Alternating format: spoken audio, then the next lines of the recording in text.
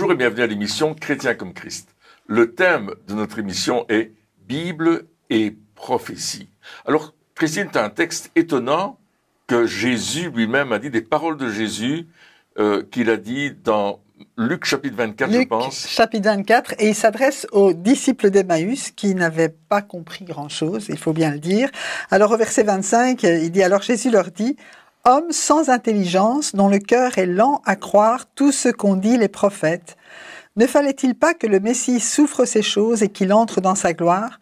Puis, en commençant par les écrits de Moïse et continuant par ceux de tous les prophètes, il leur expliqua dans toutes les Écritures ce qui le concernait.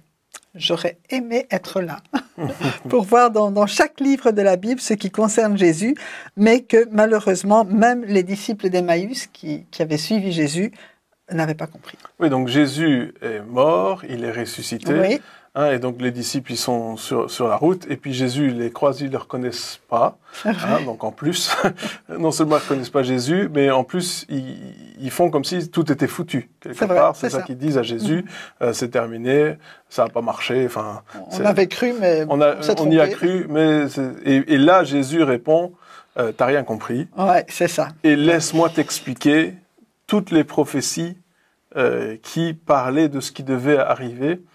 Et quelque part, c'est quand Jésus parle à ses disciples, il lui dit, mais c'était là devant tes yeux, c'était là devant vos yeux depuis longtemps, mais vous n'avez pas compris, parce qu'il dit sans intelligence, d'autres qui dit avec la tête dure, ou qui avait perdu le sens, quelque part, c'était là devant vos yeux, mais vous n'avez pas compris ce que je voulais vous dire. Et ça, c'est peut-être aussi intéressant de voir que il y a les prophéties qui sont dans toute la Bible, il y a des prophéties dans notre vie aussi, mais c'est pas parce qu'on a une parole que forcément on comprend tout ou qu'on a la bonne interprétation. C'est ça exactement. Aussi. C'est ça quand qui on parle de prophéties dans la Bible, il y a plein de paroles qui ont été dites, mais pas toujours bien interprétées. Oui, et c'est pour ça que Jésus leur dit, dont le cœur est lent à croire ce qui est écrit dans la parole de Dieu. Et puis, il va commencer par Moïse, c'est-à-dire les 5 premiers livres de la Bible, le Pentateuque, qui parlent... Les livres qu'ils connaissent bien. De Jésus, effectivement. Oui. Et moi, je vais faire un rapport avec l'apôtre Paul, qui va prier que Dieu illumine les yeux de votre cœur, pour que vous compreniez.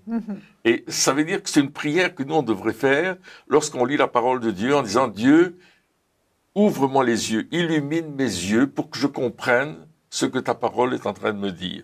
Parce que toute la parole de Dieu est prophétique. Ici, Jésus parlait de lui à travers les Écritures. Et à travers les Écritures, il y a une ligne, je veux dire, il y a un fil rouge qui traverse toutes les Écritures, qui est Jésus. On le trouve partout. On le trouve dans tous les écrits. Ça commence par la Genèse, où Dieu fait une promesse en disant que, eh bien, ta descendance va écraser le serpent, etc. On est en train de parler du salut en Jésus-Christ, puis ça continue, puis dans les prophètes, dans les psaumes, on parle de Jésus, dans les prophètes, on parle où il va naître, s'il va se passer, dans les psaumes, on parle de la croix, de la crucifixion. Donc vraiment, tout le plan de Dieu est déjà écrit à travers la Bible, mais les compagnons d'Emmaüs, eux, n'ont pas compris, mais Jésus a dû leur expliquer. Et je pense que Jésus doit nous expliquer aussi tout ce qui le concerne à travers la Bible, parce que c'est très important de comprendre ce qui concerne Jésus pour notre vie spirituelle personnelle, de savoir qu'il est question de Jésus dans toute la Bible, pas seulement parce qu'on en parle au culte ou pendant un message, mais dans toute la Bible, il est question du Fils de Dieu qui vient sauver l'humanité. Oui, donc c'est pas réservé au Nouveau Testament où on voit l'accomplissement des prophéties, mais dans tout l'Ancien Testament, Dieu avait préparé la venue de Jésus, et c'est pourquoi il est venu en Israël, d'ailleurs, parce que c'est à Israël que la Bible, que l'Ancien Testament avait été donné, donc c'est eux, c'est même les scribes, même tout le peuple qui aurait dû le reconnaître par rapport aux prophéties qui avaient été données, mais probablement qu'ils ont imaginé, enfin probablement, certainement, ils ont imaginé un Messie, je veux dire, à leur image, sans reconnaître vraiment qui était Jésus. Oui, et puis on voit aussi, c'est un petit peu, moi quand je vois ce texte, c'est comme s'il y avait cette parole cherche la pépite. Tu vois, cherche la. C'est comme si il y a comme tu disais, il y a un fil rouge qui est là dans toute l'histoire, et la pépite elle est là, mais si on la cherche pas, on la trouve pas. C'est vrai. Si on regarde pas convenablement ou si on sait pas quoi regarder, on la trouvera pas. Et il y a des choses comme ça, c'est un petit peu comme une chasse au trésor, hein, comme des fois on a des révélations, des petites choses que si on ne les a pas, eh bien on peut lire le texte, le relire et le re-relire.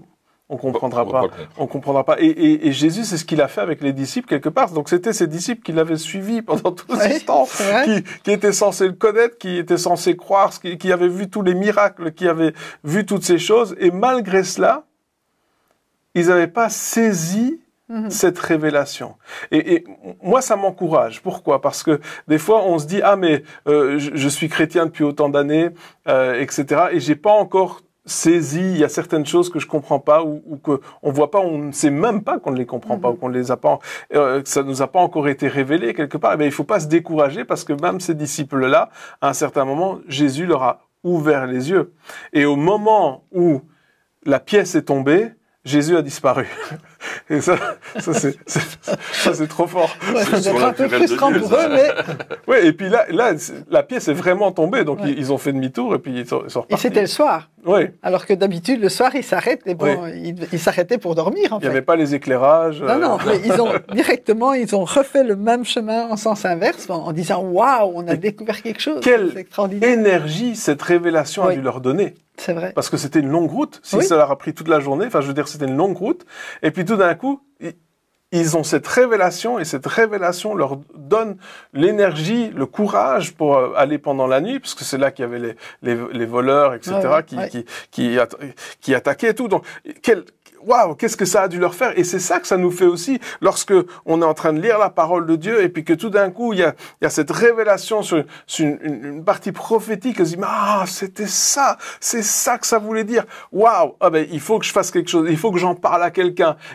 Tout d'un coup, ça nous redonne, ça nous booste quelque part. Et ça aussi, c'est un effet de la prophétie, des prophéties dans la parole de Dieu. Oui.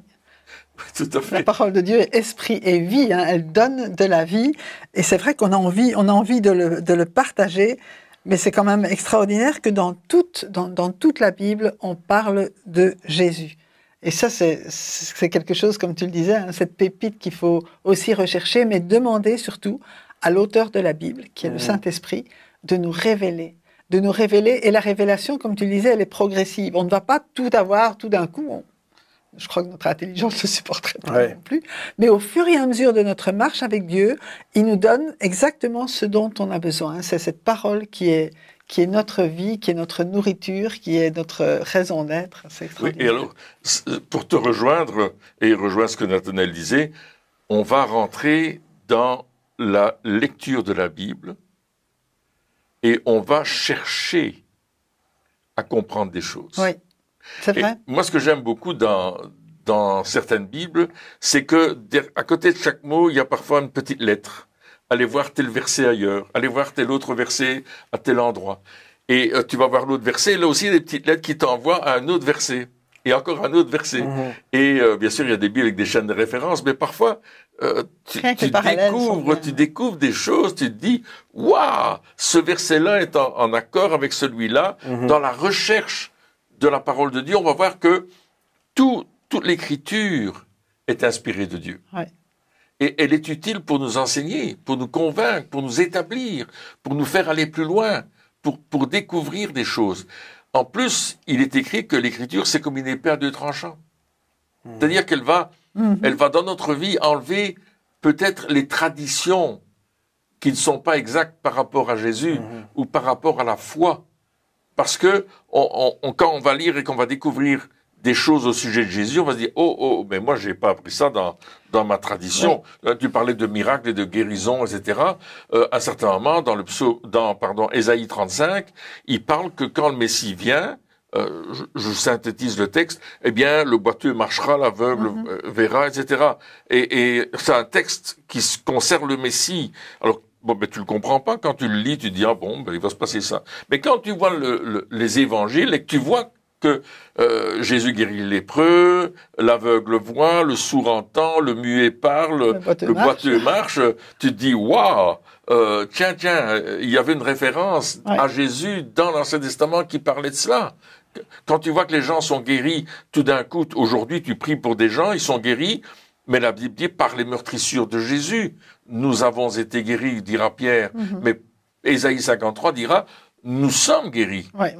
Donc, il y a vraiment des textes qui sont révélateurs de qui est Jésus, mais aussi de ce que fait Jésus, ce que son nom va accomplir au milieu de nous. Et ça, c'est une révélation. Alors, quand tu cherches les Écritures pour découvrir les pépites, les bénédictions ou les promesses de Dieu à travers Jésus, tu te dis, je vais pas en manquer une. Hein. Et si j'en ai oublié une, je vais la chercher pour que je la mette en pratique dans ma vie, pour qu'aujourd'hui, ça soit pratique. Parce que découvrir les prophéties bibliques, c'est aussi m'amener à considérer ma foi différemment. Ça va mettre un éclairage sur ma foi qui va être différent et qui va permettre à ma foi de dire, oh, c'est écrit. C'est écrit, je le crois. C'est écrit, Dieu l'a dit, c'est la parole de Dieu. Je veux pas autre chose que la parole de Dieu. Et j'aimerais juste donner un petit indice pour trouver Jésus dans l'Ancien Testament. Lisez Matthieu et Hébreux. Parce que l'évangile de Matthieu fait énormément de références, justement, comme c'était écrit, hein, il en parle beaucoup, il s'adresse aux Juifs et il dit, mais regardez, Jésus est vraiment l'accomplissement de ce que Dieu avait dit. Et la même chose dans la lettre aux Hébreux, on voit finalement la signification des passages de l'Ancien Testament à la lumière de ce que Jésus a accompli. Et ça peut aussi nous aider à faire de toute la Bible un ensemble, un Ancien, Nouveau Testament. C'est vraiment un bloc qui peut nous guider encore aujourd'hui. Ouais. Après, ce qu'il faut se dire aussi, c'est quelle est la clé pour pouvoir trouver ces pépites.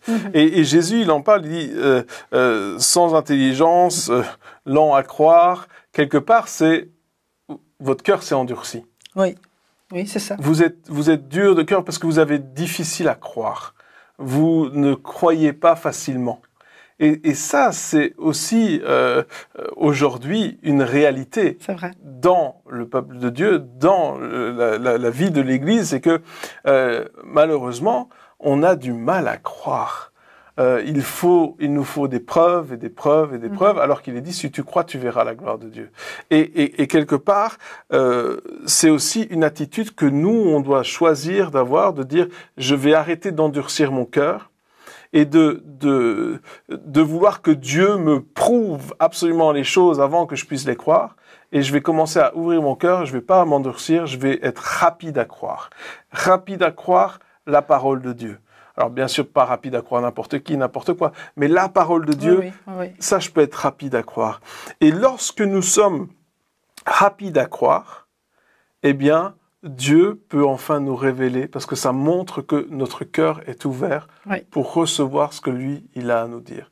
Et ça, je pense que c'est vraiment important de se dire, je veux avoir des nouvelles révélations, mais je les aurai pas si je suis lent à croire. Si à chaque fois que Dieu il dit quelque chose ou que je lis un texte dans la parole de Dieu, je dis ok Seigneur, tu vas me le prouver et on verra bien si c'est vrai ou pas. Si c'est ça mon attitude, alors il va y avoir un problème. Alors mais c'est une réalité aujourd'hui. Il y a beaucoup de personnes qui viennent, je sais pas pour vous, mais ils viennent, ils demandent des conseils, ils disent ah mais qu'est-ce que Dieu il veut pour ça, telle ou telle chose, qu'est-ce que Dieu veut faire à ce moment-là? Et on répond écoute, dans la parole de Dieu il est écrit ceci. Oui, mais tu sais, ça, c'était pour il y a 2000 ans, c'est plus aujourd'hui. Non, mais on verra, etc. On parle bien sûr des miracles, des guérisons, hein, même le don du Saint-Esprit, le parler en langue, et tout ce que la parole de Dieu dit, systématiquement, on remet en question. Par contre, les infos à la télé, ça on croit. Mais la parole de Dieu, ça il faut que ça change. Il faut que ce soit l'inverse. Il faut que la parole de Dieu, on est facile à croire, mais les infos, c'est difficile. c'est ça notre, on doit changer notre manière de faire les choses. On peut pas se dire, en même temps, je vais être celui qui a le cœur endurci, et en même temps, je veux que Dieu me parle. ça fonctionne pas. Ça fonctionne pas. Donc si je vois que dans ma vie, il n'y a pas de révélation, c'est pas que Dieu veut pas m'en donner. Dieu veut vraiment nous révéler des choses. Il veut nous donner des révélations qu'on puisse comprendre. Il veut ouvrir nos yeux. Il veut nous ouvrir l'intelligence. Il veut renouveler notre intelligence. L'Esprit de Dieu veut le faire. Mais est-ce que nous, on est prêts à laisser le Saint-Esprit le faire? C'est ça la question qu'il faut se poser aujourd'hui. Et ça, c'est un choix. C'est pas une question non plus de sentiment, mais Oui, c'est une ça. question de choisir. Je choisis de croire. Et quand je crois, c'est vrai que Dieu nous fait comprendre, parfois pas tout de suite, mais notre marche, quand on parle de la marche par la foi, on marche sur ce qu'on croit. Et c'est facile de croire. Quand j'appuie sur l'interrupteur pour allumer la lumière, j'ai pas besoin de comprendre comment ça fonctionne. J'ai juste besoin de savoir que si j'appuie sur l'interrupteur, la lumière s'allume. Et peut-être après, avec le temps, je vais comprendre le système. C'est ça, on va comprendre le fonctionnement. Ici, c'est pareil. Dieu me dit, croyez, si tu crois, tu verras la gloire de Dieu. C'est une promesse aussi. Donc, il nous demande simplement de croire ce qu'il a dit. Mais en même temps, si on essaye de comprendre seulement avec notre intelligence, seulement avec notre contexte, seulement avec tout ce qu'on nous implique dans le pseudo-scientifique qu'on nous enseigne aujourd'hui, ça va pas fonctionner. Il faut laisser Dieu lui-même nous révéler sa parole par le Saint-Esprit. Et comme tu le dis, il veut le faire. Mais c'est à nous de nous dire, OK, Seigneur, montre-moi qu'est-ce que ça veut dire pour moi aujourd'hui.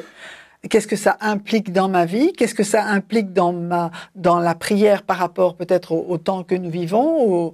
Je veux dire, quelle est l'influence que nous pouvons avoir aussi dans la prière par rapport à ce que tu dis? Enfin, il y a plein de conséquences lorsque nous croyons Dieu. Et ça, c'est tellement important parce que il y a l'autre extrême aussi. C'est-à-dire, d'un côté, on a ceux qui croient rien. Et puis, dans l'autre côté, on a ceux qui croient tout. C'est-à-dire que chaque mot, alors j'exagère bien sûr, mais chaque mot dans la Bible est prophétique, chaque truc est prophétique, et donc quelque part ils vont trouver des choses là où il y en a pas, et des explications là où il y en a pas, et ça aussi c'est dangereux, et c'est pour ça que ce que tu viens de dire, laisser le Saint-Esprit nous révéler est important. Ne pas comment dire, forcer la révélation. Ne pas broder. Oui, c'est ça. On essaie de forcer. Ah, mais j'ai lu ce passage-là. Forcément, ça doit vouloir dire quelque chose. Je vais essayer de trouver quelque chose là. Et on le sort hors du contexte. On le sort hors du contexte. Et en plus, parce qu'on et là, on fait tout un truc sur un verset qui n'a rien à voir. Combien de fois aujourd'hui on n'entend pas ce genre de choses où ça, c'est pas du tout ça. C'est pas du tout ça qui est écrit. Combien de prédications on entend à l'heure actuelle où il y a ce genre de choses, où un prédicateur, alors bien sûr peut-être qu'il a voulu bien faire, mais c'est pas juste.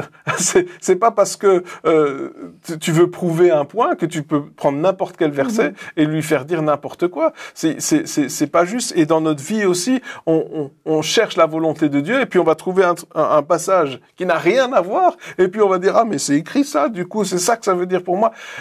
Et ça aussi, c'est dangereux. Une extrême est dangereux de ne rien croire et de ne rien chercher, mais l'autre extrême est dangereuse aussi en disant mais je vais essayer de trouver peu importe ce qui se passe, moi je vais trouver quelque chose. Et là c'est le Saint-Esprit doit nous parler, on doit être soumis à ce que le Saint-Esprit veut nous dire et pas à ce que nous on veut qu'il nous dise. Ça c'est pas. Mon pasteur disait toujours que l'Écriture s'explique par l'Écriture. Ça, c'est une première chose. Deuxièmement, Jésus a expliqué à travers toute l'Écriture. Donc, on ne peut pas dire, moi, ce livre-là, je l'aime pas, je vais pas le lire, je comprends rien, etc. Prenons le livre de Job, par exemple, qui est un livre difficile à comprendre. On dit, ah non, je veux pas lire. Ou l'Apocalypse, alors, on dit, ah non, ça, je veux pas lire. Non, l'Écriture s'explique par l'Écriture. Et à un certain moment, je vais chercher ce que l'Écriture dit à travers ces versets dans d'autres textes, parce qu'il y a une logique biblique que Dieu a établie pour que nous restions dans les clous, si je peux me permettre de dire ça. On reste vraiment dans la bonne direction. Et l'Écriture va nous permettre, toute l'Écriture va nous permettre de comprendre la parole de Dieu, le plan de Dieu, l'idée que Dieu a pour nous, alors pour son peuple. Et je pense que on pourrait diviser en trois parties. Pour l'humanité, pour le peuple de Dieu, et aussi pour ceux qui, à un certain moment, veulent le servir. et qui veulent travailler avec lui. Et il y a un plan. Alors, Dieu veut sauver l'humanité, on le sait. Et son plan, Jésus, Sauveur, Seigneur, il est mort, mais il est rentré dans la gloire, il nous dit à un certain moment, dans ce texte. Et là, on a cette gloire extraordinaire où Dieu dit, moi je veux sauver l'humanité. Jésus veut sauver. Ensuite, il y a ceux qui sont devenus chrétiens. Et je me souviens quand j'ai compris l'évangile, waouh, c'est une révélation pour moi. Et j'ai dit, ouh, mais c'est extraordinaire. Donc, quand tu l'as relu après avoir reçu Jésus dans ta vie. Absolument. Là, je me suis dit, mais j'ai jamais lu ça de ma vie. Alors que j'avais lu toute la Bible, j'avais lu tous les évangiles, on avait même étudié à l'église les évangiles, etc. Mais là, il y avait la révélation de l'évangile. Et dans cette révélation de l'évangile, je comprenais que Dieu avait un plan pour nous, ses enfants, pour l'église, pour le corps de Christ. Et puis après, je me suis rendu compte que mais il y avait aussi un appel particulier pour chacun. Et que chacun d'entre nous, indépendamment de l'un de l'autre, on a un appel. Et ensemble, quand nous appliquons cet appel, waouh, on réalise vraiment le plan de Dieu. Mais, encore une fois, on est dans les prophéties bibliques qui vont nous expliquer Jésus. Et la révélation, le point central, c'est de connaître Jésus. Oui. C'est de le connaître, lui. D'avoir cette intimité avec lui, d'avoir cette relation avec lui, de nous laisser enseigner par lui, de nous laisser bénir par lui, jour après jour. C'est ça, en fait, découvrir Jésus dans les Écritures. Et ça change notre vie. Comme ces compagnons d'Emmaüs, hein, tu disais tout à l'heure qu'ils avaient couru, je crois que c'était 20 kilomètres, si je me souviens, ils avaient couru pour retourner dire aux apôtres, on a vu Jésus. Et 20 kilomètres à pied, ça use, mais ça fait plusieurs heures de route. Hein. En courant peut-être, disons, 3 heures. Ça fait. Oui, mais quand même. Ça fait. Imaginez, c'est énorme. C'est bien 20 kilomètres. Mais même courir pendant ce temps-là, c'est la nuit en plus, la nuit. Ils ont été courageux, mais il s'est passé quelque chose. Ils ont reçu une impulsion. Ils ont découvert Jésus. Et quand on découvre Jésus, il y a cette puissance de Dieu qui entre en nous, il y a cette nouvelle naissance qui vient, parce que moi je crois qu'ils ont vécu une nouvelle naissance, ils ont découvert que Jésus était ressuscité, ils ont découvert qu'il était le Messie qu'ils attendaient, et ils se sont dit, waouh, on n'avait pas compris ces choses, et tout d'un coup, le Saint-Esprit est venu sur eux, et puis, boum, surnaturellement, ils ont couru. Peut-être qu'ils ont été transportés en esprit. C'est pas écrit, mais ils ont couru pour aller dire aux disciples, Jésus, on l'a vu, il est ressuscité. C'était waouh. En fait, ce qui est spécial avec la parole de Dieu, c'est que quand tu la lis comme cela avec le Seigneur, tu te rends compte, c'est pour toi. Ça t'atteint, ça parle à ton cœur, ça te concerne, et c'est vraiment la lettre d'amour de Dieu pour toi, quoi. Et moi aussi, la première fois que j'ai lu la Bible après avoir reçu Jésus, j'étais émerveillée à chaque page. Je me dis waouh, waouh, c'était trop fort et c'était vraiment une nourriture qui nourrissait ma foi. Et on pouvait me dire non, c'est pas vrai, non, c'est pas vrai. Bon, il y avait vraiment des combats parfois à la maison à ce niveau-là. De parole, hein, je parle. Mais quand je me replongeais dans la parole de Dieu, je me disais, mais non, ce que je disais, ce que je pensais, c'était vrai, c'est écrit, et moi je crois ce qui est écrit. Ouais. Et donc c'est effectivement un choix permanent de croire ce que la Bible dit, mais en même temps, c'est ça qui nous fortifie, qui nous donne la vie, qui nous permet d'avancer et de voir vraiment toute l'œuvre accomplie par Jésus. Et en fait, le fait que toutes les prophéties sur Jésus se sont accomplies, ben ça nous donne aussi la foi de voir que, tiens, il y a des prophéties qui doivent encore arriver, mais elles arriveront aussi parce que Dieu accomplit toujours ce qu'il dit.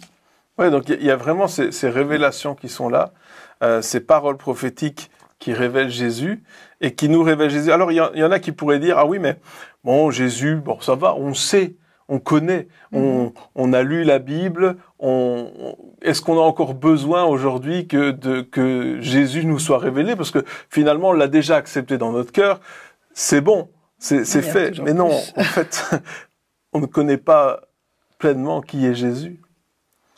Et on doit laisser cette révélation de qui est Jésus parce que en ayant cette révélation de qui est Jésus, eh bien, on a une révélation de qui est le Père. Parce que Jésus révèle le Père. Et plus on connaît Jésus, et plus on va aussi connaître le Père. et c'est le Saint-Esprit qui va nous révéler, et du coup, on va connaître davantage le Père, le Fils et l'Esprit. Ouais. Et c'est ça qui vient en se disant, il faut qu'on arrête de dire, c'est bon, je connais. Et qu'on dise, Seigneur, révèle-moi. Peu importe le nombre d'années, peu importe la somme de connaissances intellectuelles qu'on peut avoir sur Jésus, moi je crois qu'il y a encore tellement de choses qui peuvent nous être révélées au travers du Nouveau Testament, mais aussi au travers de l'Ancien Testament. C'est vrai. Des fois, on se dit, ah oui, mais l'Ancien Testament, c'est la loi, le Nouvel, c'est la grâce. C'est un peu simplé comme, simpliste comme explication. Alors que dans l'Ancien Testament, il y a tellement de choses qui nous révèlent, de richesses. On l'a vu lorsqu'on a étudié le Cantique des Cantiques, tellement de choses qui nous révèlent vraiment qui est Jésus, son attitude, son comportement, comment il est avec nous, ce qu'il veut faire, pourquoi il est venu. Enfin, toutes ces choses-là, ces motivations. C'est comme ça qu'on connaît une personne. C'est pas juste les œuvres qu'il a faites qui nous révèlent une personne. C'est pourquoi il a fait ces œuvres-là. Avec quelle attitude est-ce qu'il a fait ces œuvres-là? Quelles étaient ses attentes? Toutes ces choses, c'est ça qui nous fait connaître une personne. Une personnalité, c'est bien plus complexe que voici ce qu'il a fait. Mais tout ce qui tourne autour, qui gravite autour de cela. Et on doit être ouvert en disant, ah mais c'est vrai. Je veux pas m'arrêter à ce que je sais, à ce que j'ai lu, à ce que je connais. Je veux dire, Seigneur, révèle-moi encore qui est Jésus. Je veux pas dire, ah mais non, les révélations, les prophéties, tout ça sur Jésus, c'était bien, mais Jésus est venu, donc ça y est, c'est fini. Non, non, ça nous parle de qui il est. Ça nous apprend qui il est. Qui il est aujourd'hui encore. Et qui il est aujourd'hui encore, et ce qu'il veut faire dans notre vie et au travers de notre vie. Et ce qu'il pense de nous. Enfin, c'est quand même important, toutes ces choses-là. Alors, il faut croire, c'est ça? Oui. Avoir cette facilité de croire ce que la Bible nous dit. Et comme tu le disais, croire, c'est pas seulement dans notre intelligence, mais c'est parfois demander à Dieu, Seigneur, que ce qui est dans mon intelligence, ce que je sais, descende dans mon cœur et motive ma vie. Oui, c'est ça. Et c'est ça que ça fait la révélation. C'est ça, la révélation. La révélation prophétique de la parole de Dieu, de la Bible, au travers de l'histoire, elle fait ça. Elle nous donne quelque part. C'est pas juste quelque chose dans notre tête, c'est quelque chose qui va toucher notre être tout entier et qui va nous aider à avancer avec lui. Eh bien, chers amis, merci encore de nous avoir suivis pour cette émission. Et puis, on se retrouve très bientôt pour la suite. Au revoir.